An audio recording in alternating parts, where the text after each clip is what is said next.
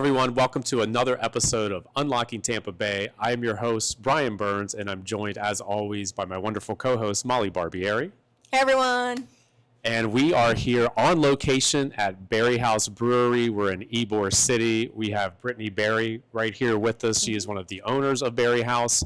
Brittney, thank you for coming on and being on our podcast. I'm so happy that you're here. It's very fun. We're very happy to be here too. Anytime we get a chance to drink beer for work, that is a plus. This has become an institution, I feel like, in Ybor City. It's really woven itself into the fabric of the community here, and really just wanted to get kind of the timeline of like, how did this idea get started in your head to have a brewery to where we are right now, where you're an award-winning brewery, you've won numerous medals at different competitions. Just how did that process go? I appreciate you saying those kind of things about us. We work really, really hard to not only produce the best beer, but also be part of the community. We love being a part of Ybor City and part of Tampa Bay. We opened in 2019, so 3 months before COVID, right? Great timing. Yeah. Great. And we knew we wanted to be part of a downtown district. So when we were looking for somewhere, my husband Jim and our other co-owner June Bailey, they are both from Tampa. So when we were looking at where we wanted to be, we were in Gainesville at the time, and Tampa Bay has the most vibrant beer community. Our personal opinion is we're doing the best things here. So we wanted to be part of that. So when we started looking, we wanted to be part of a downtown district, and we are right in the heart of it now. We've kind of been off on the corner of Ybor City, and now with Gasworks, we are right in the middle of it. So you're going to be in the thick once that gets up and running. You're going to be right in the thick of it. So we've integrated ourselves with the community. We love to partner with other businesses in the area as well. You asked how we kind of got started, and I'd say, we started our passion for beer in college, but we went on our honeymoon, now I think 12 years ago, is when we had a passion for lager beer. So we went over to Germany and Belgium, and we loved Belgian beers at the time. So we brought back crates of Letter and 12, but we also went to Germany and experienced the beer gardens and experienced the culture. And that was something we're like, oh my goodness, where is this in Tampa? Yeah. Like, this is what we want to do. While we love other styles of beer, this is something that not only Tampa Bay was missing out on, but also like the beer garden feel and the community and the camaraderie of a German beer garden is something that is unique.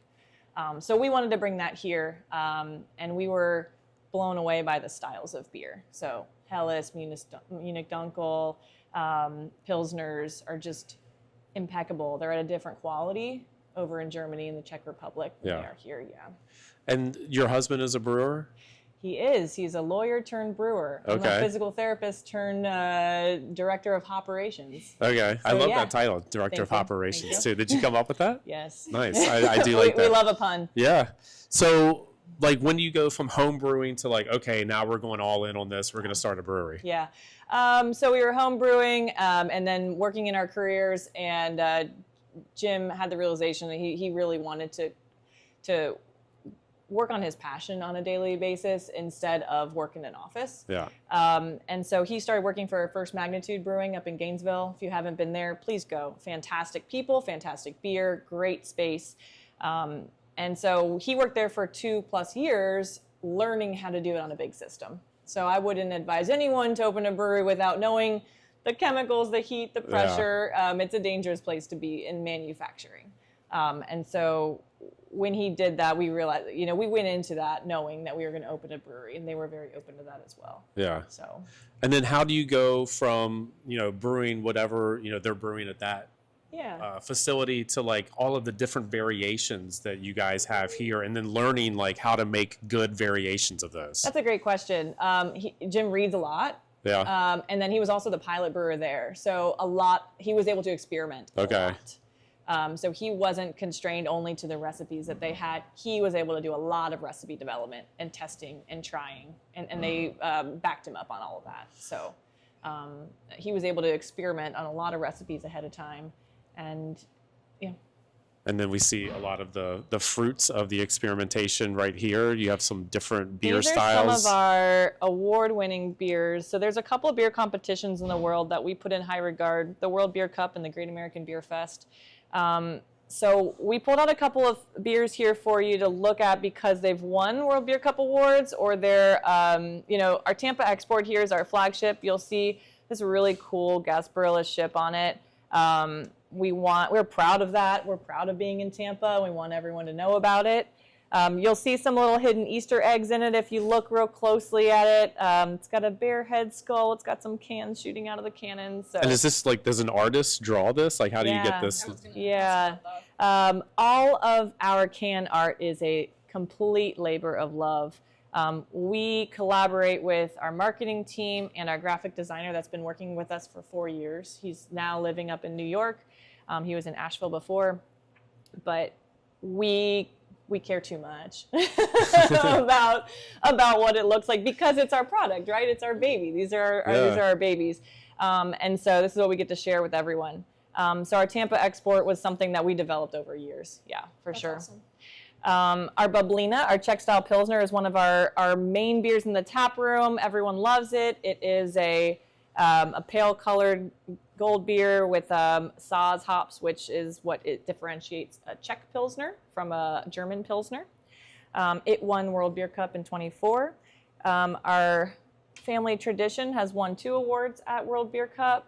And our Dunkel is the star of the show. We've been working on this recipe for years and years.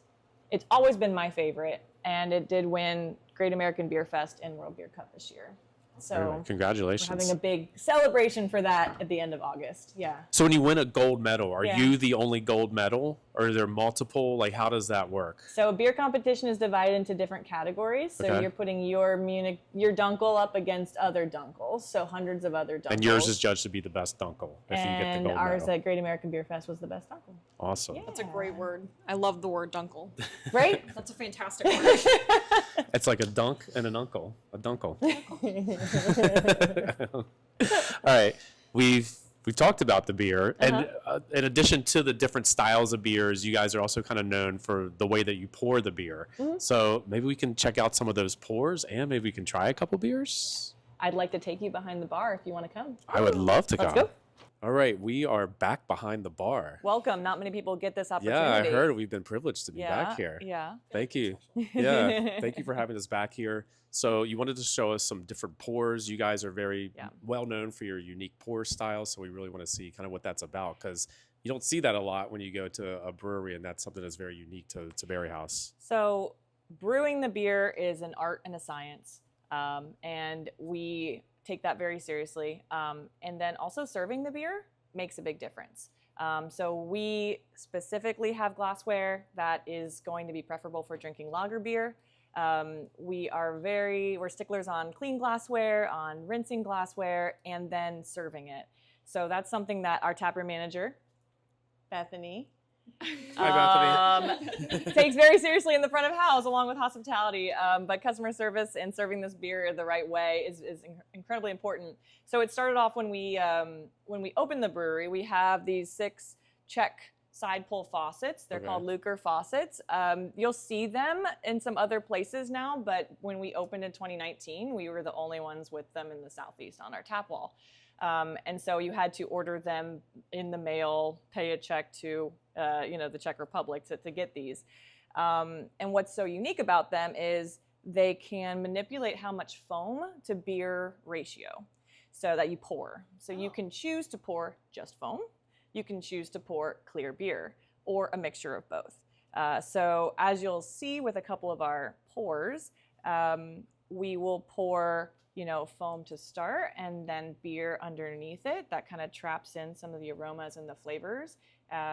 Or we'll do a fun, unique pour called a slow pour, popularized by our friends out in Denver, Bierstadt. And we use these as a tool. So the Czechs use these faucets for some traditional pours, Hladinka, Mlíko, Šnyt. And then we also play around with them and do some fun things like this slow pour that you'll see. So why would you want more foam? Because usually if I'm pouring a beer, I'm holding it at the side, I'm trying to get it so you have like a little bit of foam at the top, but you don't want that much foam. But you guys are encouraging the foam. A couple of reasons. It tastes delicious. So the way that we brew our beer in a certain way so that we can have the mouthfeel is a certain way. So you do want to have maybe a certain lager beer might be very clear, clean, crisp with a very light mouthfeel, low body. But you might get our Bublina, which is double decocted, which is a brewing process. Because you want a little bit of more of a mouthfeel on the beer. Yeah. Same thing with the foam. So the head of the beer actually matters with the taste. We want you to taste it.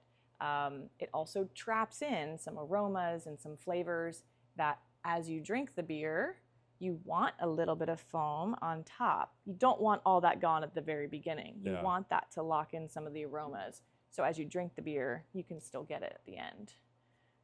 Okay. So That makes so much more sense. we do, and so we have a pour style guideline, and we like to, print it out and put it on the tables and educate people because we care a lot about the product. Yeah. And so we want you to, learn about it and care about it too.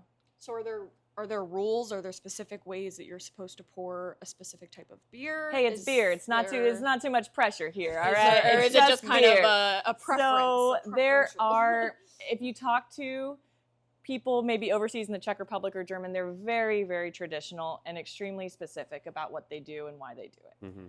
We adhere to almost all of the German and Czech brewing techniques and spunding and kreuzening and some other things that are unique to what we're doing that you won't see anywhere else. You won't have any other brewers really doing that because it takes time. It's hard to do. It's expensive. It's a labor of love. It's a labor of love. So there are some hard and fast rules that some people might follow, but we try to bring those to you with the opportunity to also have a little fun with it. Okay. Put a little twist on it. Yeah, yeah, Ybor style. And so, like, how did you learn all this? Through lots of years of drinking beer.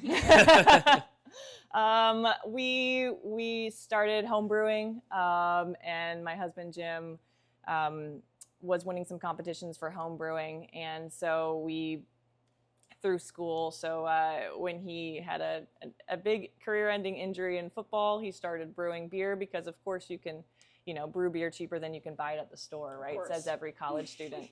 So that's how we started. But that was really in the craft beer phase. So back in the 2000s, 2010s is when craft beer took off. Right. Breweries, tap rooms opened all across the state of Florida, but also the U.S., right? Colorado, California, and some of the Northeast were really the leaders. Yeah. And so, and that's when it became really unique and fun to go to those small craft beer stores in town and discover beer.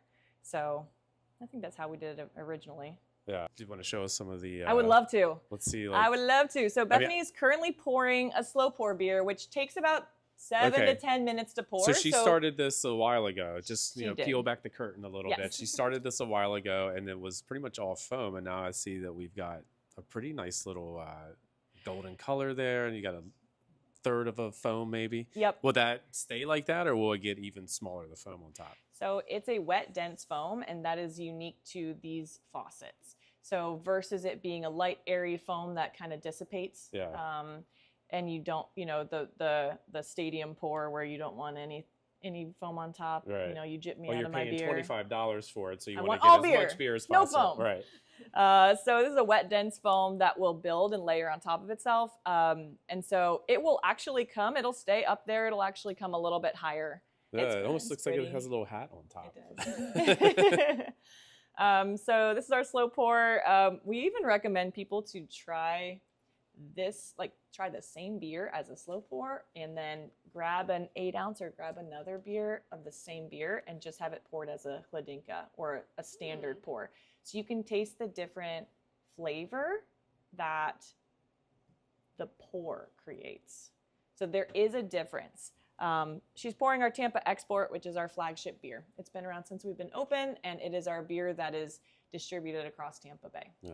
Bars, restaurants, Publix, ABC, Lucan. So we're just starting out that experience, and it's been really great so far. So I want to show you those cans at some point because they're real pretty. They've got like the Gasparilla ship on it, and it's really unique. And are there certain beers that can only be poured a certain way? Like can you only do the slow pour with like a certain beer? Good question. So it has to be on these Luker side pulls. And certain beers are definitely going to lend themselves better to pouring it this way versus other beers. We've got a 10% Baltic Porter, also a lager, because it uses lager yeast. Yeah. But it's a big beer. It's a 10% beer. It's dark. It's rich. It does not have much head. You would not want that as a slow pour. Yeah. Yeah. Would you mind pouring us Bublina? So she's going to pour our Bublina, which is our Czech-style Pilsner. Okay. One of our most popular beers in the tap room. One of World our favorite beer beers. competition gold medal winner, I see. Yes, it was. World Beer Cup 2024. It beat out other beers from Europe as a Czech Pilsner category. So yeah, like how many other beers are you going up against when you're in that competition? Hundreds. And Hundreds how of many the gold medals? of the same style Yeah. as well. So all of them are entered, like the couple hundred that we beat out for Czech Pilsner are all being entered as Czech Pilsners. Yeah. So they're all going to have a similar mouthfeel, aroma, appearance, head color, all of that. So she poured a traditional Hladinka, which you'll see has a good 3 fingers of foam and then beer at the bottom. And if you wait, some beer will come up as well. And this is our Czech Pils, pale golden color. Beautiful. White foamy head, Yeah. little off-white. Sometimes you get a little fun bubble at the top. Oh. You know, the drinking experience is really like same thing with food, right? You're eating with your eyes first. Yeah. So you're drinking with your eyes first, and we want to make sure that like the appearance of the beer itself is a certain way. It's 5 o'clock for sure when we're filming this, definitely. You got a nice Little, foam mustache. Foam mustache. You know, be honest. You really just do this so you can see your customers come. I don't know what you're talking The about. little nose and make fun of them when they're behind the bar. Like, look at that guy. Is it good? Yeah, I think so. What does it taste like? Give us a review. I mean, I don't like if you're asking like it has notes of like pine and citrus and all that. Like I'm not gonna get that. Like it tastes like a really good beer. Our Tampa Export is a Dortmunder style beer. And so it'll be pale golden color. It'll have a perfect balance between the hops and the malt. So you'll find in this beer, it's not going to be overly hoppy, but it will have enough hops to complement the malt, so it won't feel heavy. And some of our maltier beers, how we differentiate is to help the guest understand what they're looking at. So crisp beers, most of those are going to be pale golden color. Our hop beers, if you're an IPA drinker, you'll find something you'll love.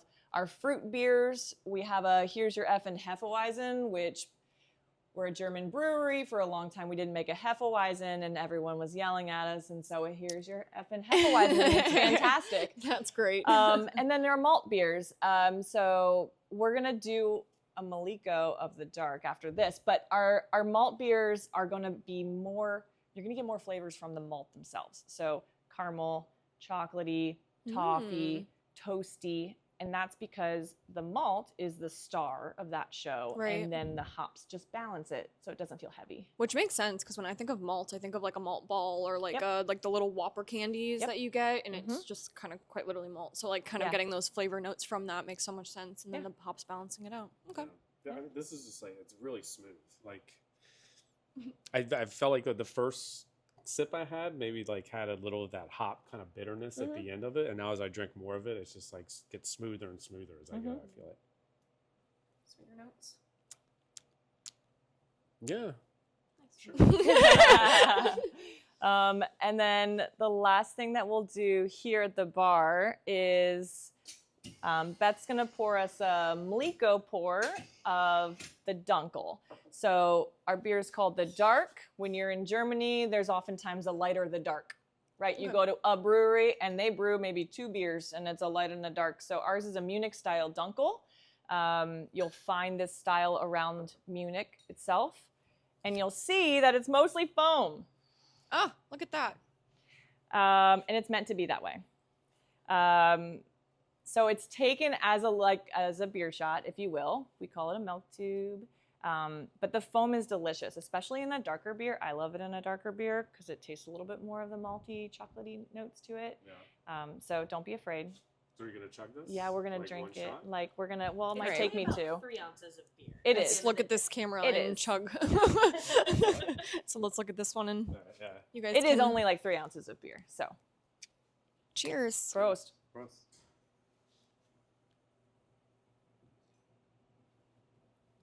Oh no. I'm gluten free and I will not be enjoying beer, but I'm really jealous.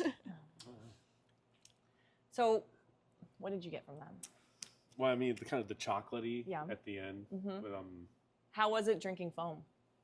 I mean, it didn't taste like, I didn't feel like it was foam.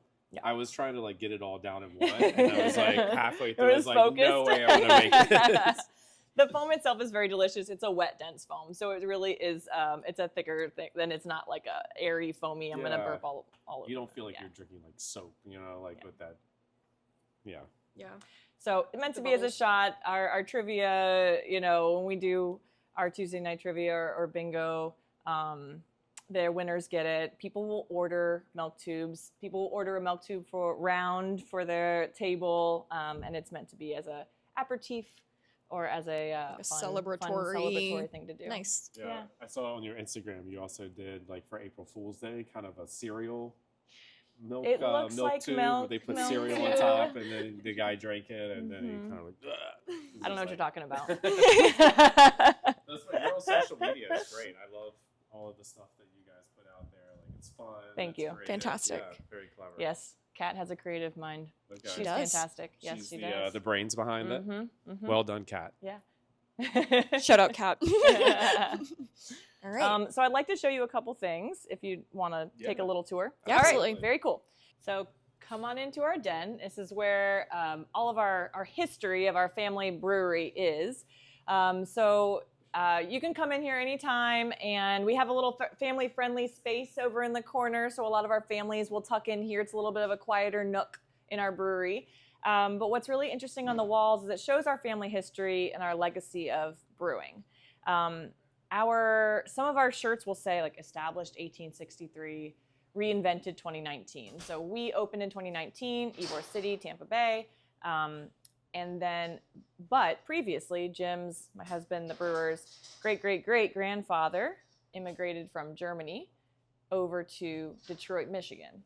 So you'll also see on some of our merchandise, it says like Kale, Detroit, Tampa, and Trinity. Yeah, I've seen So- that shirt and I was like, what is What is that? What is the reference there? Yeah. So Baden-Württemberg is the region, but Kiel is the town in Germany where Philip H. Kling is from.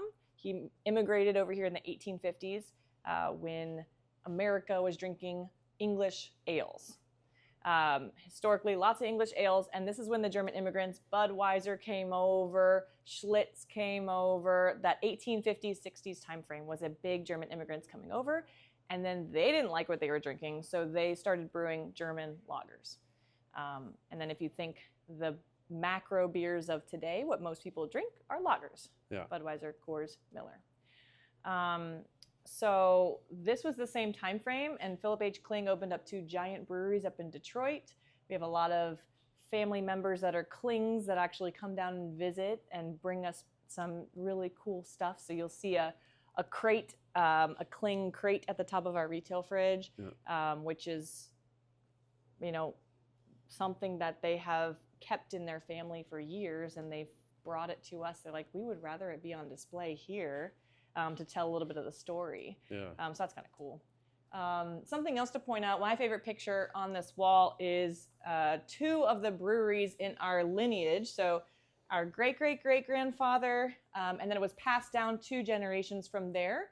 So Louis Schimmel and Hugh Martin, sons-in-laws, carried on the brewing tradition. And Tivoli was a brewery in our family, and Kling was a brewery in our family.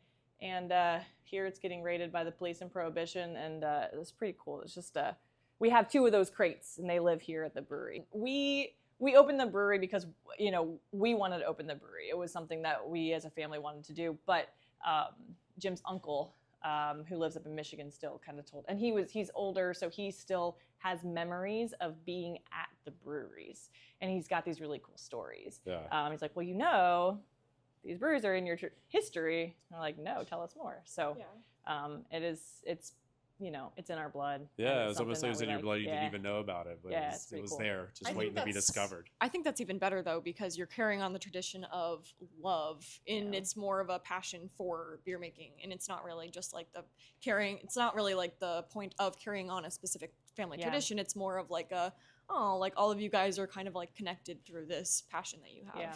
So it's kind of the better tradition in my opinion. Yeah, I like that. Yeah. Rather than just like carrying on the family business Yeah. because To you do it. have to do it. I know. Feeling And obligated. so we love being a part of Ybor City because we love the history. Yeah. Like, I think that is what makes Tampa Bay unique. And Ybor City is where it all began. Oh, I love this little bubbling sound right here. Oh yeah. So actively fermenting beer. Okay. Oh. So CO2 is being blown off. That's So what you that know is. it's under fermentation. Okay. So yeast is eating through the sugars and turning into alcohol, and so blowing off CO2 as a byproduct. So you'll see some buckets, sometimes bigger, but it's foaming over. Very cold. This is where the magic happens. This is where the magic happens. So we're canning our Oktoberfest Marzen, which is one of our special beers.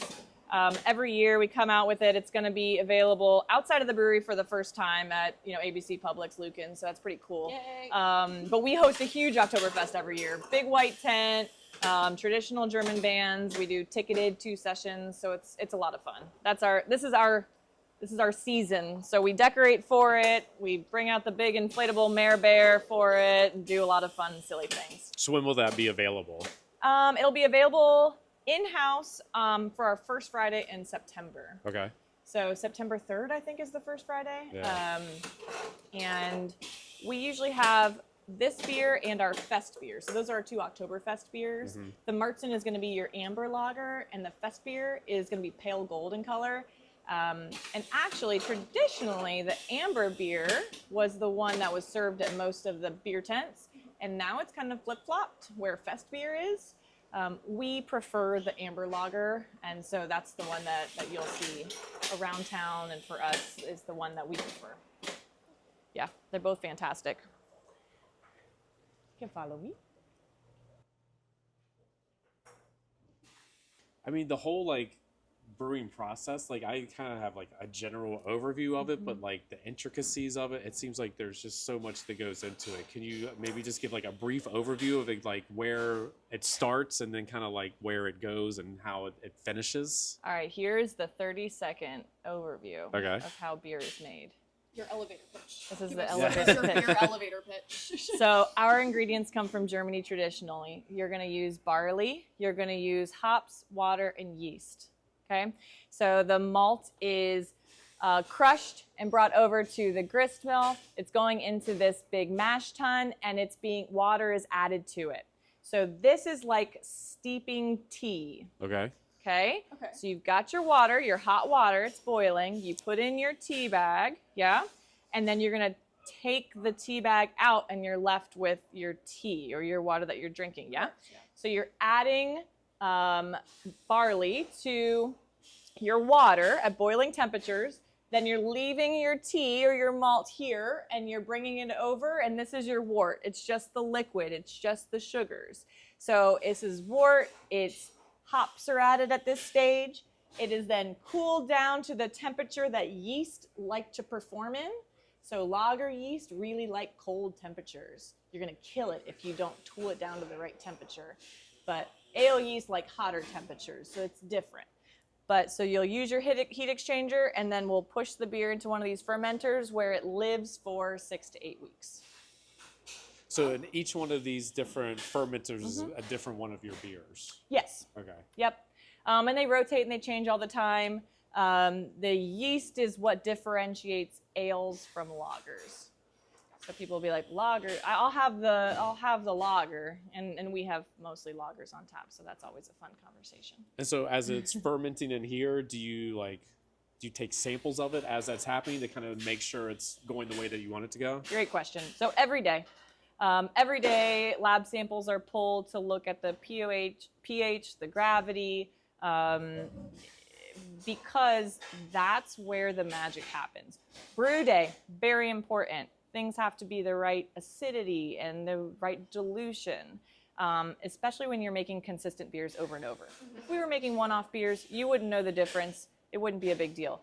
We have 10 core brands that if they taste different, you're gonna know it.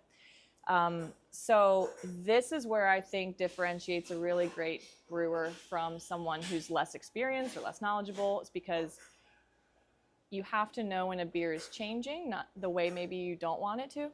You're working with raw ingredients. They're different, right? So your barley is coming from a different field than it did last time. Right. The hops are grown every year, and we harvest it every year, and the alpha acids are slightly different. So you're working with living, breathing ingredients. Yeah. Making bread, you have to read the humidity. You have to read, the temperatures in the room and how that affects. So all those things do have an effect on the product. So samples are taken every day. And the care that goes into the fermentation is really important. And so then when do you know that it's ready, it's finished? I don't know. Our brewers know. I taste it and I say, that's delicious. It goes through, there's a lot of processes that happen. There's usually a change in tanks. So it goes to a bright tank to help with the lagering process and to clear the beer. Yeah. So I would say all of our beer, maybe not all of it. Every once in a while we'll make a hazy beer, but almost 99% of our beer is clear. Yeah. And so that's part of the reason why it takes a long time for lagers to be made. Gotcha. That was really cool. Very educational. Beer is truly an art and a science. Yep, there's a lot to it. Yeah. And I like the finished product, but our brewers, thankfully, are really, really passionate about every piece of it and every step of the way. Yeah, you can see how much you truly love doing this. Yeah. So it's awesome. Okay, so we have experienced so much cool stuff today, and you've really given us the full red carpet experience and a full tour of the brewery. So thank you so much. This was absolutely fantastic. Everyone, go check out BarrieHaus in Ybor City. What is your address? 1403 East 5th Avenue here in Ybor City. We're close to the Central Ybor parking garage, the Bricks and Gas Works, and Hotel Hyatt. Yeah.